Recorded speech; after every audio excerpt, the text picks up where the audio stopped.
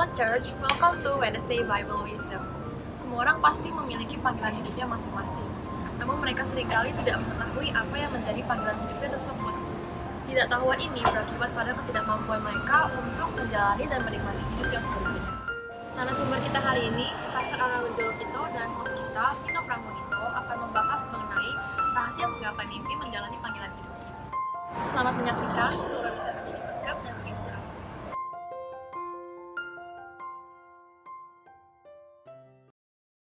Puji nama Tuhan, Shalom, Bapak Ibu Saudara yang dikasihi oleh Tuhan. Apa kabarnya? Pasti semuanya dalam keadaan baik karena kita punya Tuhan Yesus yang sungguh baik bagi setiap kita. Kembali hadir kita bersama-sama pada hari ini. Kita mau sama-sama belajar akan kebenaran firman Tuhan, diperlengkapi oleh kebenaran firman. Tapi sebelum itu kita boleh bersama-sama bersatu hati memuji menyembah Tuhan. Yang setuju katakan amin, saudara. Mari persiapkan hati kita, tundukkan kepala, kita bersatu hati dalam doa. Sungguh kami bersyukur punya Tuhan yang tidak pernah meninggalkan kami, selalu setia menjaga dan menyertai hidup kami. Kemuliaan-Mu Tuhan itu yang memulihkan hidup kami dan memberkati hidup kami Tuhan. Kami mau katakan Tuhan Yesus, biar kehendak-Mu yang jadi dalam kehidupan kami pribadi lepas pribadi Tuhan. Segala kebaikan dan pertolongan-Mu Tuhan selalu Kau nyatakan di dalam kehidupan kami. Dimanapun kami berada saat ini Tuhan Yesus, kami percaya kuasa-Mu Tuhan sanggup memulihkan hidup kami. Sebab telinga-Mu tidak kurang tajam untuk mendengar seruan kami, bahkan tangan-Mu tidak kurang panjang untuk menolong hidup kami. Kami siap memberi yang terbaik melalui pujian, penyembahan dan ungkapan syukur kami untuk kemuliaan nama-Mu. Mari siap kita yang siap memuji menyembah Tuhan dan beribadah kepada Tuhan. Boleh bersama-sama kita katakan amin, amin. Kemuliaan-Mu yang memulihkan hati kami. Katakan Yesus, kemuliaan-Mu pulihkan hatiku. Yesus, kemuliaan-Mu berkati hidupku. Yesus, kemuliaan-Mu. Yesus, kemuliaan-Mu pulihkan hatiku. Yesus, kemuliaan-Mu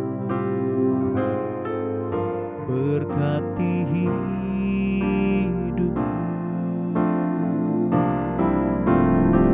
Segala pujian syukur bagi-Mu, Kau hadir dalam hidupku. Kini ku datang sujud di hadapan-Mu, memuji-Mu, menyembah-Mu. Yesus, ku menyembah-Mu.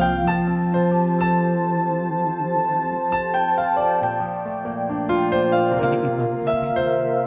Yesus, kemuliaan-Mu pulihkan hatiku. Yesus, kemuliaan-Mu berkati hidupku. Segala pujian syukur hanya bagi-Mu. Segala pujian syukur bagi-Mu. Kau hadir dalam hidupku. Kini ku datang sujud di hadapan-Mu, memuji-Mu, menyembah-Mu. Yesus, ku menyembah-Mu. Segala pujian syukur bagi-Mu. Segala pujian syukur bagi-Mu. Kau hadir dalam hidupku. Kini ku datang sujud di hadapanmu, memujimu, menyembahmu. Yesus, ku menyembahmu. Mari kita berikan tepuk tangan sorak-sorai bagi Tuhan Yesus, sambil angkat kedua tangan dengan hati yang menyembah bersama-sama. Segala pujian syukur bagimu, Kau hadir dalam hidupku. Kini ku datang sujud di hadapanmu, memujimu, menyembahmu. Yesus, ku menyembahmu. Yesus, ku menyembahmu. Yesus, ku menyembahmu. Yesus, ku menyembahmu.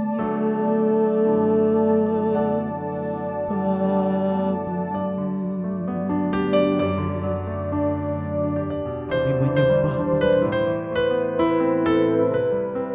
Kehadiranmu Tuhan,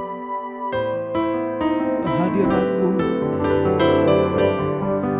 itu yang kami perlu. Mari sama-sama buka kedua tanganmu saudaraku. Mari buka hati ini, kita sembah Dia.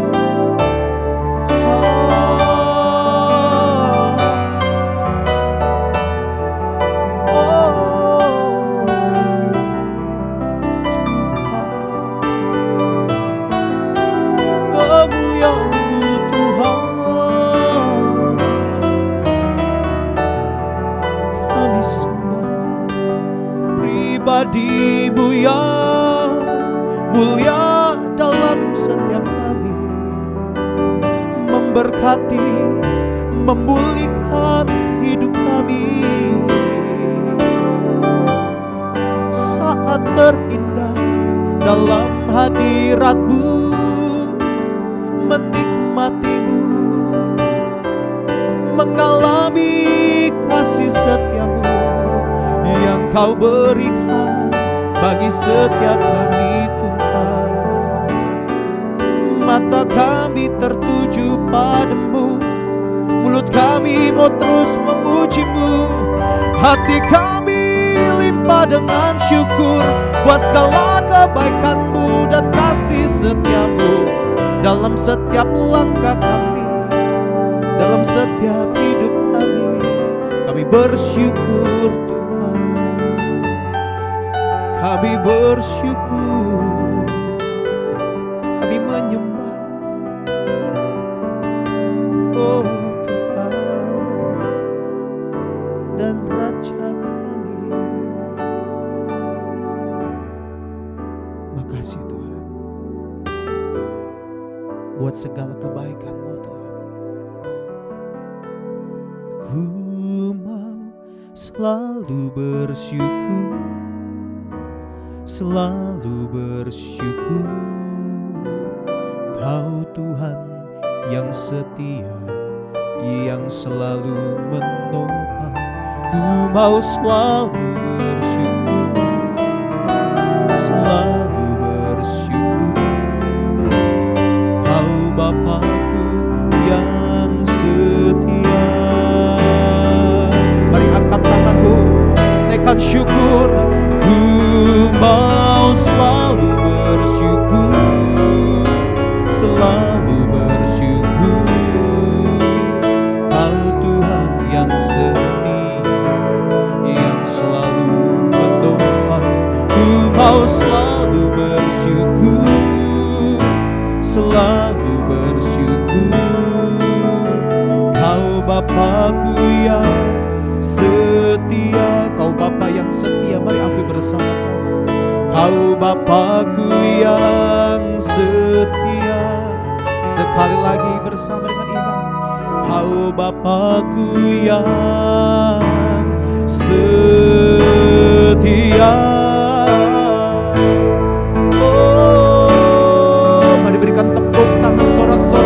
Bapa kita yang setia.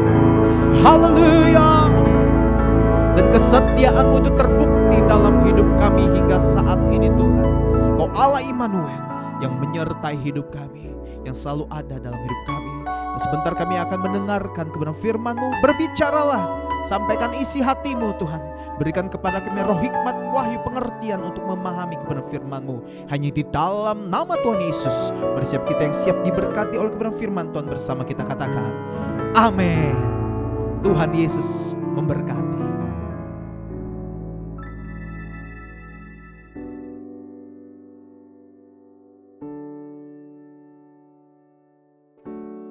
Hai, shalom guys.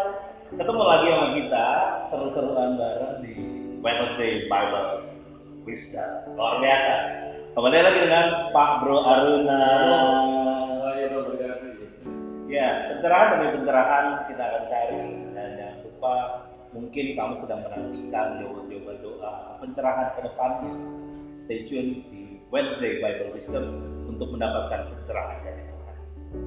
Gimana Pak Bro? Kemarin bakmi udah? By the way, udah nyoba kopi yang terbaru. Katanya sekarang ada rasa-rasa wine-nya gitu Pak. Kopi rasa wine? Rasa wine, saya sih nggak suka. Karena saya senangnya yang strong banget gitu. Tapi beberapa orang suka gitu. Nah itu, teh rasa wine Pak Bro. Iya. Pak Bro, kemarin kita udah bicara banyak lebar, panggilan, karakter, ya kan, talenta, luar biasa kita belajar. Dan akhirnya konklusinya adalah ketika kita harus kembali menjadi a good land, dimana kita kembali sama Tuhan. Dan di situ juga ada rekonsiliasi, hati Bapa kembali anak, anak kembali kepada Bapa. Dan akhirnya akan terjadi sebuah proses yang menghasilkan result yang bagus. Nah, ada satu frasa yang kemarin kita ingat Mbak Bro ya. Oh iya. Ya, muda foya-foya, tua kaya raya, mati masuk surga. Nah, kembali kepada itu artinya kita harus hidup sukses. Caranya gimana? Ini jadi masalah. Banyak orang menjadikan sukses cuma tampilan luar. Ya, itu betul. Tapi sebetulnya dia belum sukses. Orang yang pengen terlihat sukses, belum sukses dong. Ya, betul. Karena kalau orang sudah mencapai sukses, biasanya nggak gitu-gitu amat. Nah, jadi sebetulnya ini kita ngobrol berdua aja nih, cuma yang nonton banyak kan gitu. Jangan-jangan anak muda kan tadi kemana bilang harus ceria tuh lahir, ceria ya, Ceria. happy ya, happy. Jangan-jangan dalamnya rapuh loh. Iya, kalau mesti putusin pacar. Iya, masalah mereka tahu ada masalah, cuma karena ketemu dengan komunitas, ketemu dengan situasi yang mengharuskan mereka itu tampil seperti orang yang sukses, yang punya result. Jadi waktu buahnya masih kecil, masih asem, sudah ngakunya hebat.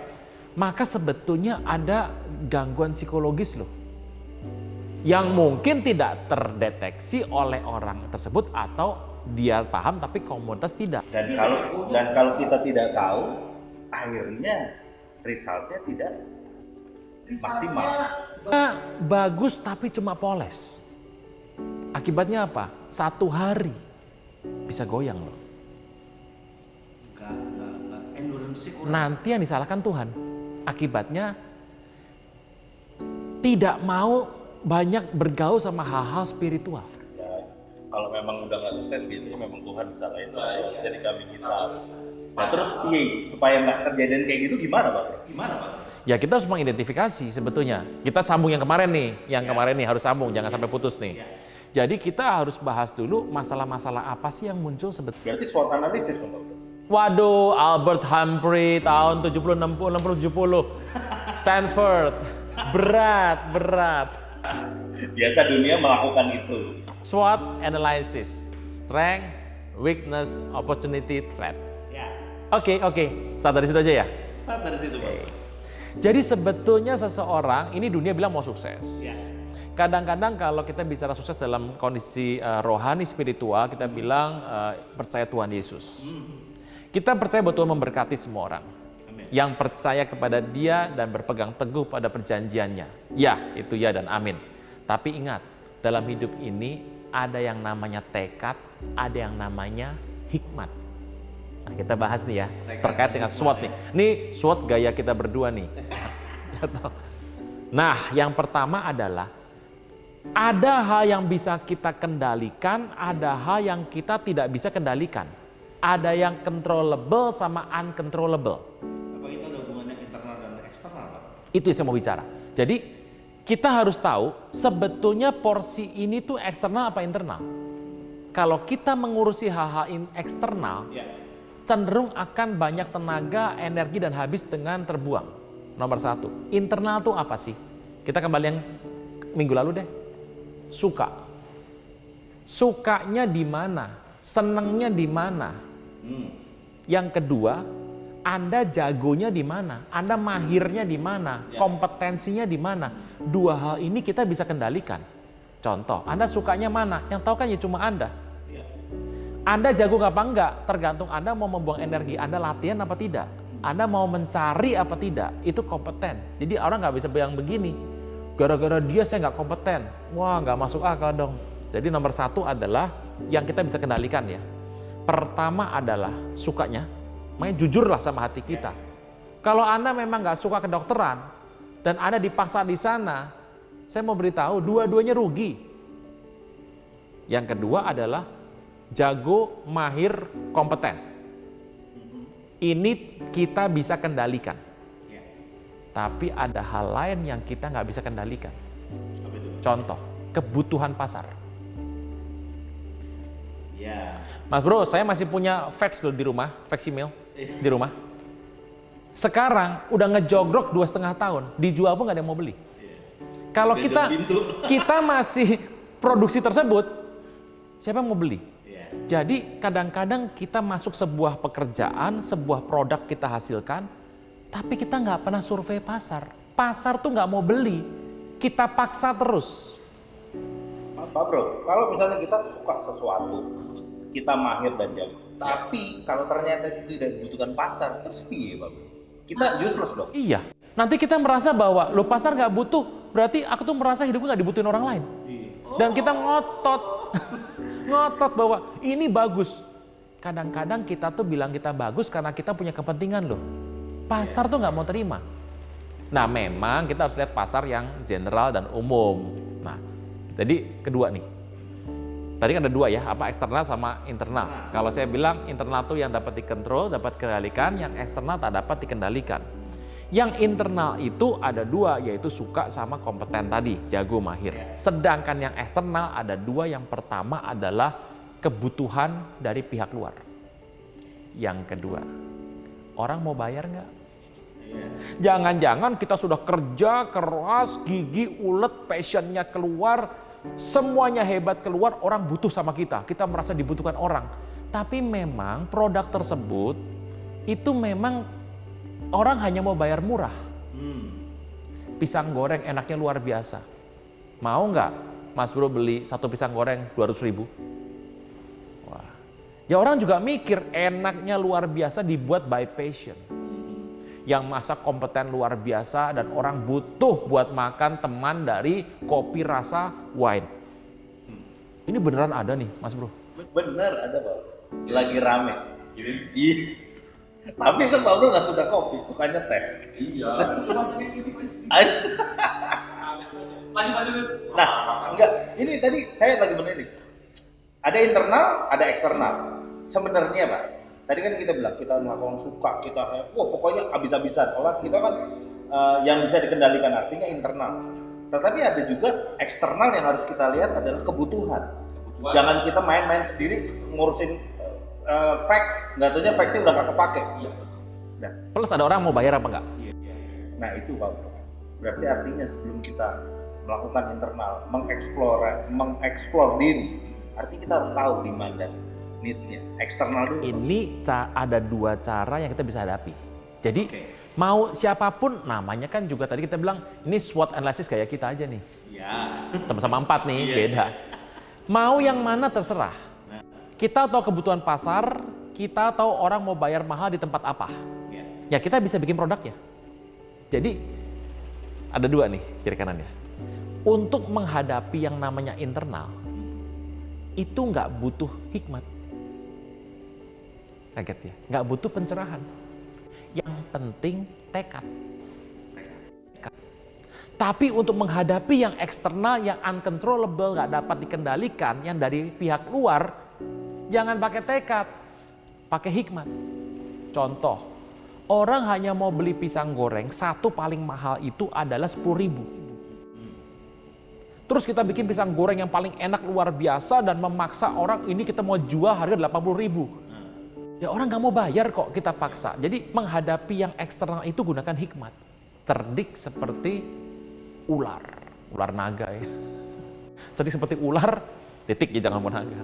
Tulus seperti merpati. Jadi tekad dengan hikmat, jangan dibalik. Jadi untuk mengetahui eksternal tadi ya, butuh tekad dulu. Artinya kita nih, oke, kita willingness untuk tekad belajar nih, melihat kebutuhan, supaya kita nggak bisa ditukar. Oh, bisa ditukar. Jadi orang tua kita pasti bilang gini, sekolah tuh dokter. Loh kenapa? Yang butuh tuh banyak. Dokter itu kasih harga bisa tinggi. Orang tua melihat eksternal dulu. Tapi orang tua lupa anaknya tidak punya internalnya. Dipaksa untuk ngambil dokter karena orang tua tahu menjanjikan. Kata menjanjikan kan eksternal dong ya. Bener nggak? Pak Bro, ini tapi bulat loh Pak Bro. Oh bulat betul. Makanya sekarang dalam kondisi begini kita harus, dulu saya sering bilang sama anak-anak teman saya, kamu ambil cuti 3 hari, buang dalam hidup 3 hari, you menyepi dah, you merenung, ambil kertas. Saya tuh kalau ngajar orang ngambil kertas, kalau cuma ngawang-ngawang gini bulat loh, ngambil kertas ditulis di situ. Jadi eksternalnya apa, internalnya apa, jujur sama diri sendiri. Karena kalau kita di tengah kesibukan ruwet begini kita mikir, bulet Pak Bro. Pak Bro, biasanya kalau kita menilai diri sendiri kadang suka susah jujur. Apakah kita butuh bantuan orang untuk bisa melihat kita secara nyata? Wednesday, Bible Wisdom. Kudu harus mesti stay tune supaya nggak kehilangan momennya. Promo Mas Bro loh ya. Promo. Jadi gini, iya. Makanya apa sih fungsi dari rumah Tuhan? Gereja lah kita sebut. Salah satunya kepada anak muda adalah memberikan konsultasi, dukungan, dan pendampingan. Pendampingan tuh nggak harus konsultasi loh. Kadang-kadang kalau kita jalan kayak orang kalau ngelewatin kuburan malam. Ya, itu kan takut, butuh teman. Apakah teman itu berani sama yang namanya setannya? Belum tentu berani. Kecuali Mas Bro, pasti berani. Karena kita anak Tuhan. Ya. Tapi kenapa butuh teman? Pendamping. Jadi kadang-kadang pendampingan itu perlu. Jadi melihat itu pertama setelah tahu eksternalnya. Coba cek internalnya. Mau bikin sop. Makanan lagi nih. Jadi nggak enak. Laper. Punyanya apa? Punyanya cuma kentang. Lah kalau cumanya punya kentang jangan bikin sop, bikin french fries. Kadang-kadang gini, sudah tahu kebutuhan di luar apa, kita paksa diri kita ke sana. Ya patah, di-stretch lama-lama ya putus. Setelah putus Tuhan salah lagi nanti. Saya tuh pernah ini Pak Bro, melihat chef hebat. Terus dia taruhnya sop buntut. Di mana ada nih? Saya tuh mikir gini loh, kita nih kalau nggak ada logistik, logika nggak jalan. Jadi ngomongin makanan baru ada pencerahan begitu. Chaos. Chef bikin sop buntut. Sop buntut. Tapi ternyata waktu dilihat di kulkas, tidak ada sedikit pun yang namanya sop buntut. Tidak ada buntutnya maksudnya. Adanya daging yang lain. Tetapi nggak tahu gimana dia bisa langsung meng-create sesuatu dan dia mendeliverkan. Dan akhirnya Pak Bro sebagai konsumen waktu nyoba, ini beyond dari yang saya minta. Beyond expectation. Kenapa? Karena dia jago, expert, mahir. Apa itu tadi berarti? Internal. Jadi internal tuh punya kekuatan, eksternal berubah seperti apapun, dia bisa fleksibel. Karena dia itu kendalinya kuat. Dia tahu apa yang dia suka, dia tahu apa yang dia jago. Dia bisa ubah. Kebutuhan pasar seperti apapun dia bisa ubah. Berarti ada yang namanya kontrol diri Pak. Kontrol diri, Itu terkait dengan kita juga memahami diri sendiri. Kembali lagi, Ini ngomong buah roh, Bang. Buah roh. buah roh. Jadi kesabaran, wah, kebaikan, penguasaan diri. Tapi itu semuanya kan kaitannya dengan apa yang kita ngomong soal SWOT itu. Kita tahu strength kita apa, kita tahu weakness kita apa. Opportunity sama threat itu kan di luar. Iya. Sama, bagi dua. Jadi sekarang begini saja, kalau memang situasi pasar berubah dan orang mau bayar itu berubah angkanya, tapi selama kita punya yang namanya suka, kemahiran itu kuat, kita sebetulnya bisa fleksibel untuk menghadapi itu. Makanya di tengah krisis sebetulnya ada orang yang kena krisis betul-betul, ada yang sebenarnya belum kena krisis, ada yang sudah menari di atas gelombang. Wih. Berseluncur, bukan Iya, menari. berseluncur. Tenggelam kalau menari, berseluncur. Jadi, wisdomers, dalam kita mencapai tingkat kesuksesan, ada dua hal yang harus kita perhatikan. Internal sama eksternal. Tadi kita Bro udah bahas tentang internal, eksternal. Sekarang lebih dalam lagi Pak Bro. Gimana, kita mulai dulu lah dari eksternal Pak Bro. Tentang masalah demand, needs, ya kan. Kita tahu nih market butuh apa.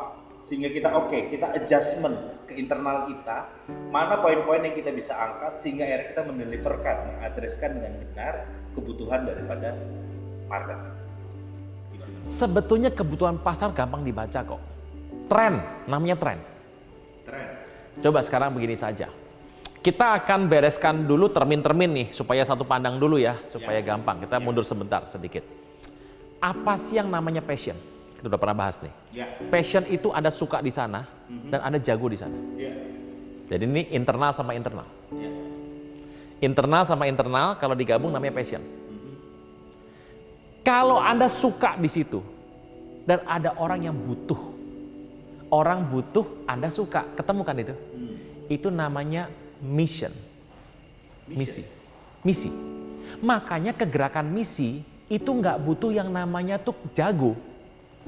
Saya mau pergi misi untuk anak-anak PAUD, mengajar anak-anak kecil. Saya butuh guru bahasa Inggris dengan lulusan Master S2. Buat apa? Kalau ada rezeki, muji Tuhan. Tapi kalau enggak, misi itu yang penting ada orang butuh, ada orang punya hati ketemu. Itulah misi. Jadi kalau Anda misi harus cari orang-orang hebat, kelihatannya ada dua. Itu sudah rezeki. Atau Anda cari masalah. Kelamaan nunggu orang hebat dulu baru mau misi, kelamaan. Tapi ini, jadi tadi adalah mahir dengan suka, passion. Tapi kalau suka dengan yang tadi eksternal satu adalah kebutuhan, namanya mission. Kalau ada orang butuh, tapi ada orang juga mau bayar, itu namanya lapangan kerja. Iya. Loh iya dong. Betul. Mas Bro butuh saya butuh uang. Iya. Ketemu Cocok. lapangan kerja. Iya. Jadi kalau eksternal sama eksternal ketemu, namanya lapangan kerja. Jadi kalau cuma butuh, namanya sumbangan, donasi. Tapi kalau sudah butuh dan mau bayar, namanya lapangan kerja. Jadi lapangan kerja itu terbentuk karena ada orang mau bayar dan ada orang butuh. Iya. Tapi kalau Anda hebat dan Anda suka, namanya itu adalah passion.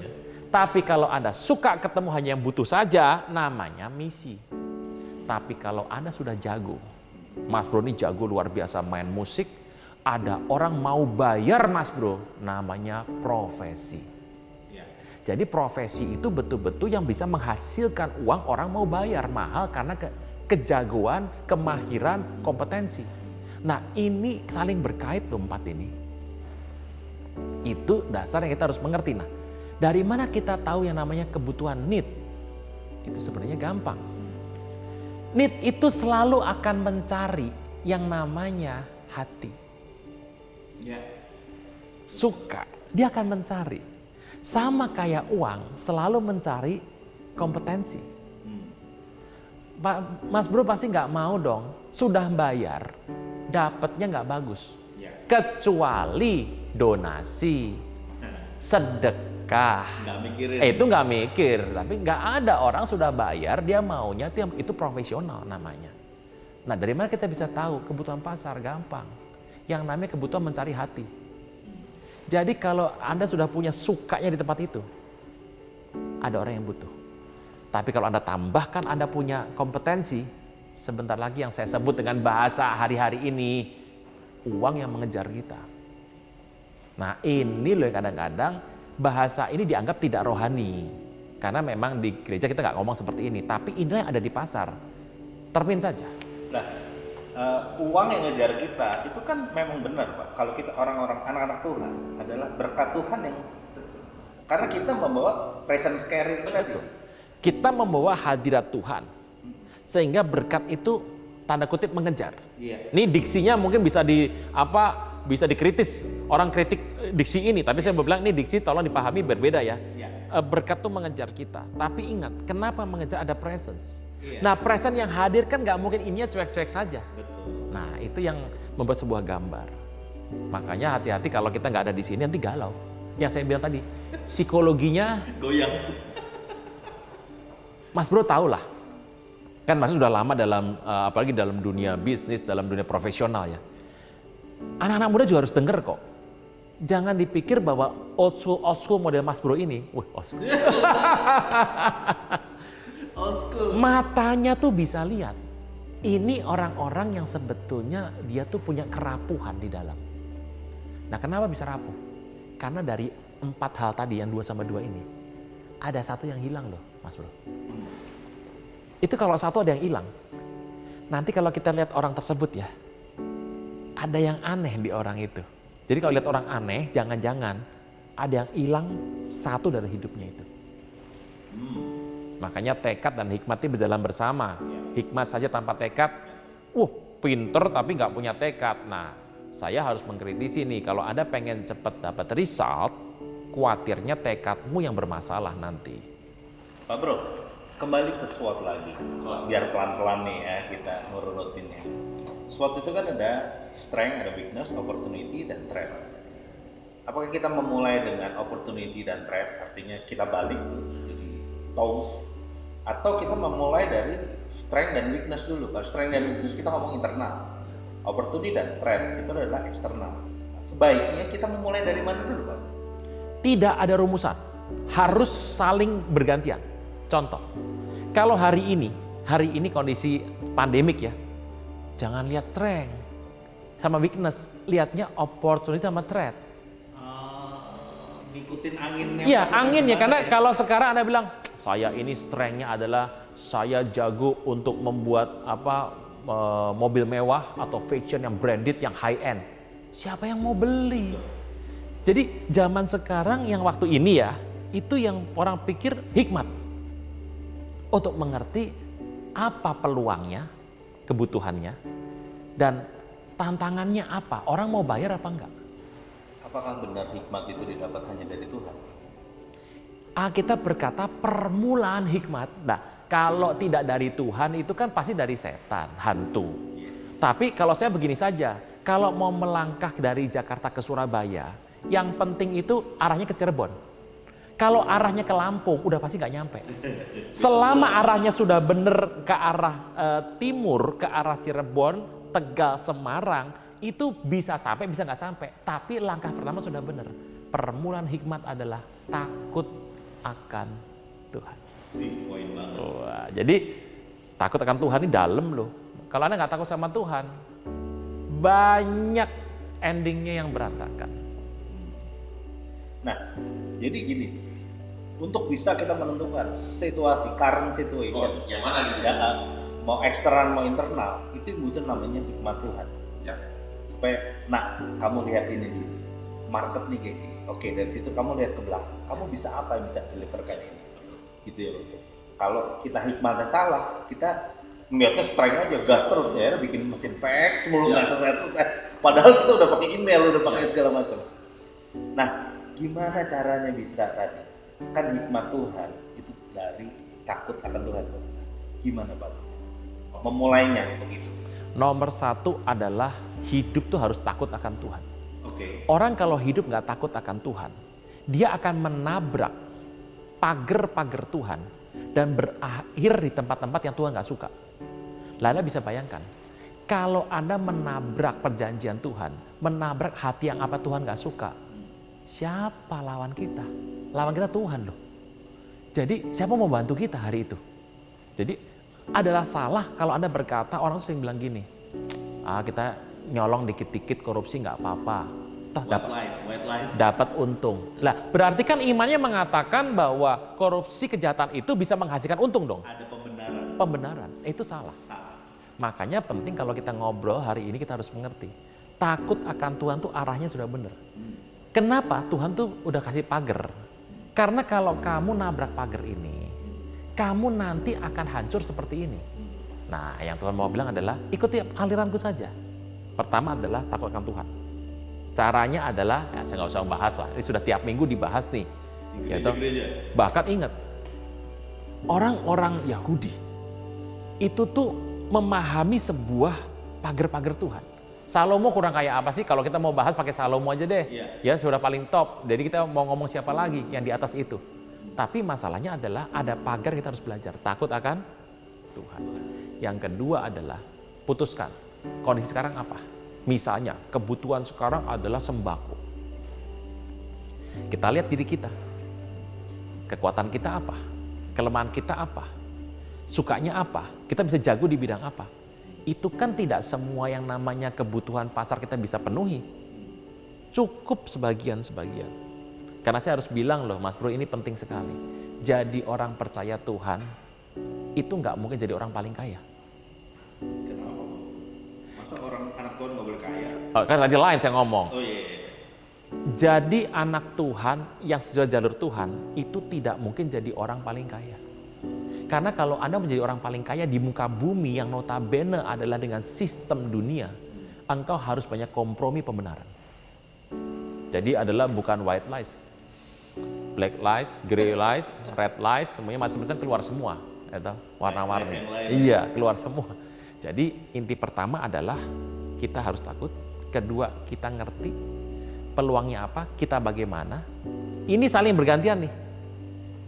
Ada saat di mana Anda harus masuk ke sebuah situasi pasar itu menantikan kualitas. Bukan peluang ya, kualitas. Jadi sekarang ini misalnya adalah Anda boleh memproduksi yang namanya handphone. Dan handphone itu dipakai. Bukan alternatif, handphone. Ya udah, silakan berlomba-lomba di kualitas. Itu hari itu adalah kejagoan kita, kompetensi kita penting sekali. Nah, Pak Bro, tadi kembali, misalnya gini, sekarang nih semua orang ikut tren. Jualan kopi, semuanya. Ya kan?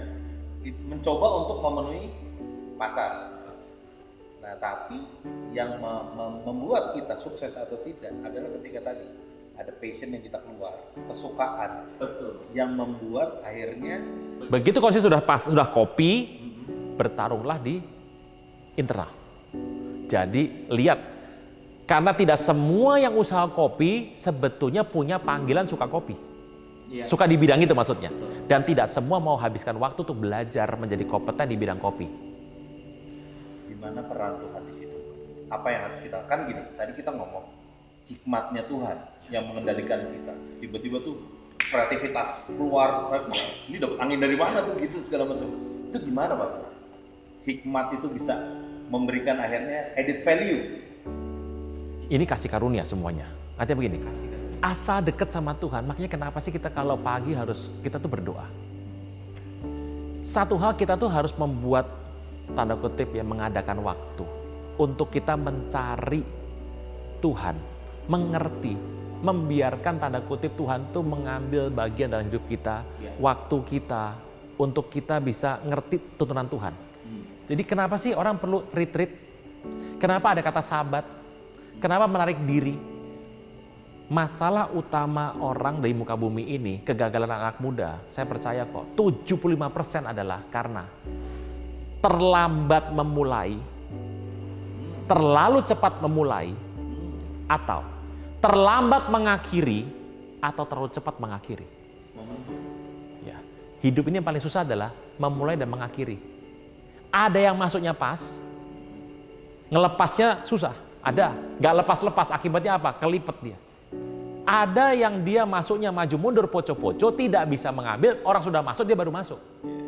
Jadi ketepatan untuk mengambil awal dan akhir, mengawali dan mengakhiri dalam segala hal, itu sangat penting sekali. Nah ini Tuhan kasih tuntunan di situ. Hikmat itu yang menuntun Hikmat, kita. ya, Kapan kita mulai, Ya. kapan kita berhenti, ya, sehingga semuanya yang tadi artinya kayak doa Bapak kamu. Datanglah Plus- kerajaanmu, jadilah kehendakmu. betul. Ada dorongan dalam untuk kita memulai dan mengakhiri. Ada tuntunan, saya sebutnya tuntunan lah. Tangan Tuhan yang menuntun. Nah kata, Invisible nah, hand. tuntun tuh bisa hikmat, bisa tekad, pemberitahuan, informasi, penjagaan, teguran, nasihat, itu tuntunan. Jadi kembali lagi tadi, eksternal, internal, sebelum memulai itu semua, relationship sama God itu sama harus kuat sekali. Harus kuat. Makanya orang kalau tidak kuat dalam hal ini, saya sebut 4 tadi, yang saya tadi bilang, psikologinya terganggu. Kita bahas, Mas Bro, supaya orang bisa ngecek. Kalau Anda merasa bahwa hidup ini Anda nggak berguna, saya udah buat begini tapi bos saya tidak begini. Dalam 4 hal tadi, engkau kehilangan yang namanya need. Ya, Dia punya jago, dia punya suka, orang mau bayar, tetapi masalahnya adalah tidak ada orang yang butuh. Akibatnya hidupnya apa? Anda merasa hidup ini nggak berguna, useless. Tapi ada juga, Anda sudah jago, Anda memang sekolahnya di situ, entah di pasar entah bagaimana, orang mau bayar Anda mahal. Dan orang butuh Anda. Anda seorang dokter yang jago, Anda mau dibayar mahal sama orang, orang butuh Anda. Tapi sebenarnya hati kecilmu, engkau tuh nggak pengen jadi dokter. Itu hidup dipuji orang, rasanya kosong. Ngalami kekosongan, ngalami merasa nggak dibutuhkan. Ketiga, Anda jago di situ, Anda senang di situ, orang butuh sama Anda. Tapi nggak ada orang mau bayar Anda. Ya. Akibatnya apa? Ya Anda hidup Stres sendiri. di orang memuji Anda, senang sama Anda, pengen dekat sama Anda, tapi nggak ada uangnya. Yang terakhir nih, paling bahaya nih. Anda sudah suka di situ, orang butuh sama Anda dan Anda dibayar mahal. Tapi dalam hati kita tuh udah nggak ngupdate yang baru. Udah nggak berkompetensi lagi. Kompetensi udah nggak ada lagi. Tapi orang nggak tahu kita tuh nggak kompeten. Orang taunya kita tuh masih hebat. Ada rasa insecure. Insecure. Orang yang begini sukanya ngikut orang lain. social climber, spider naik, Kepiting. bahaya ngomong Maruna, lapar. Maruna ini menarik sekali, jadi kembali lagi ke seperti pembahasan terdahulu, kuncinya adalah Tuhan. Oh iya. Tuhan. Kita boleh jadi untuk mencapai satu tingkat kesuksesan, keberhasilan, you name it, apapun itu yang hebat adalah Tuhan. Jadi kacamata Tuhan. Kacamata Tuhan.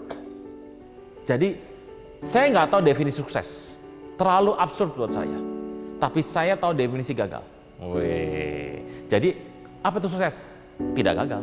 Kan gitu. Nah, gagal itu apa sih? Gagal adalah sukses di semua tempat, engkau dipuji, dihormati orang di semua tempat, engkau dielulukan orang di tempat itu, engkau berhasil dalam segala hal di sebuah tempat yang Tuhan nggak pernah suruh. Bahaya itu. Guys, ini saya mengingatkan pada sesuatu hal yang ada gini, work hard atau work hard atau bekerja dengan smart. Smart. Iya. Karena Smart. iya, karena waktu ngomong smart artinya kita tuh mengerti tadi eksternal, kebutuhan, apapun itu. Kita mengadreskan itu semua.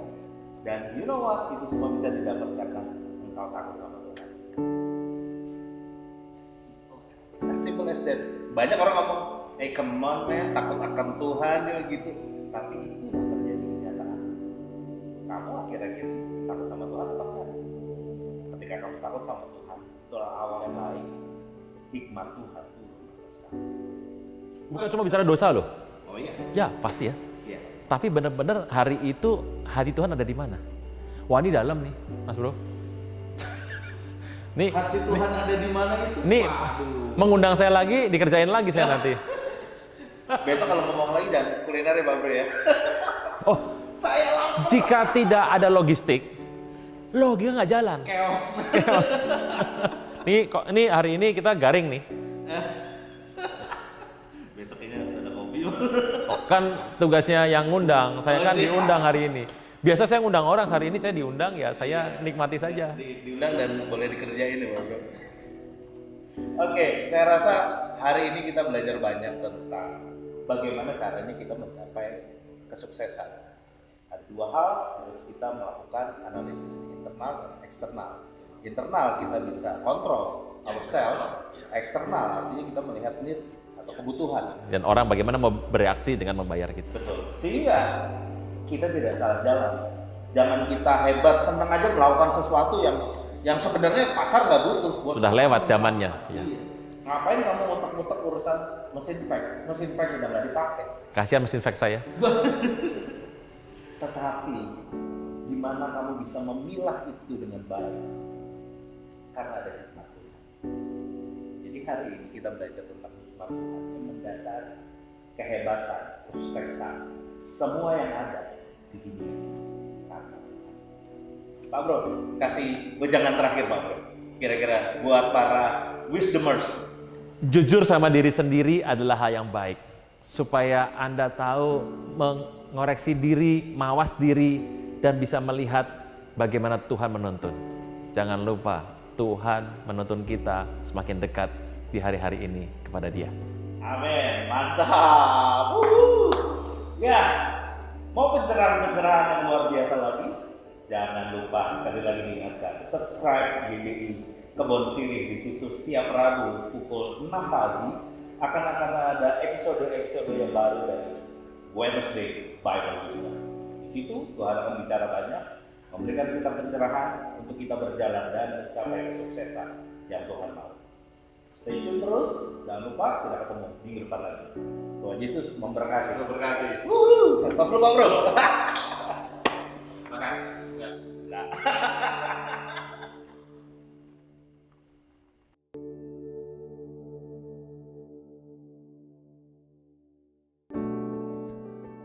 Terima kasih Anda telah mengikuti GB Kebon Sirih Wednesday Bible Wisdom pada hari ini. Ibadah online GB Kebon Sirih dapat dilihat di aplikasi RCTI Plus. Bapak dan Ibu dapat mengunduh aplikasi RCTI Plus di Apple Store atau di Play Store. Kami mengajak kembali Bapak dan Ibu untuk mengikuti ibadah online pada hari Minggu 26 Juli 2020. Ibadah akan dimulai pada pukul 8 pagi. Pesan firman Tuhan akan disampaikan oleh Pastor Henny Kristianus. Ibadah dapat disaksikan setiap saat setelahnya. Kami mengajak Bapak dan Ibu dan Saudara kembali mengikuti GBI Kebon Sirih Wednesday Bible Wisdom pada hari Rabu 29 Juli 2020 pada pukul 6 pagi bersama Pastor Aruna Wiryo Lukito. Acara ini dapat disaksikan setiap saat setelahnya. Persembahan dan perpuluhan dapat Anda transfer ke rekening berikut ini. Demikianlah GBI Kebon Sirih News Flash hari ini. Tuhan Yesus memberkati.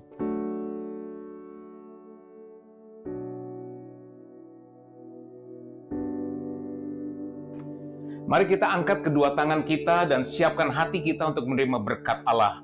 Jemaat GBI Kebon Sirih yang sangat diberkati oleh Tuhan Yesus, terimalah berkat sukacita, damai sejahtera, kasih karunia yang berlimpah-limpah dari Allah Bapa di dalam anaknya yang tunggal Tuhan Yesus Kristus, persekutuan yang manis dan yang sempurna bersama dengan Roh Kudus menyertai saudara-saudara mulai saat ini hingga Tuhan Yesus datang kedua kali menjemput saudara-saudara di awan-awan dan sampai selama-lamanya. Mari yang sudah diberkati sama-sama katakan amin.